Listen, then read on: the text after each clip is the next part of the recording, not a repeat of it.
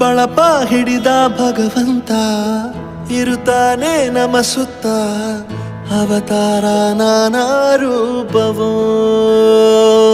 ನಮ್ಮೆಲ್ಲ ಹಣೆ ಬರಹ ತಿದ್ದಿ ಬರೆಯಲು ಕತ್ತಲೆಯಿಂದ ಬಂತ ನಮ್ಮ ಕೈಯ ಹಿಡಿಯುತ್ತ, ಕರೆದೊಯ್ದ ಬೆಳಕು ತೋರಲು. ಭಯವಾಗಿ ಗದರೋದು ನಮ್ಮ ಬೆಳೆಸಲು.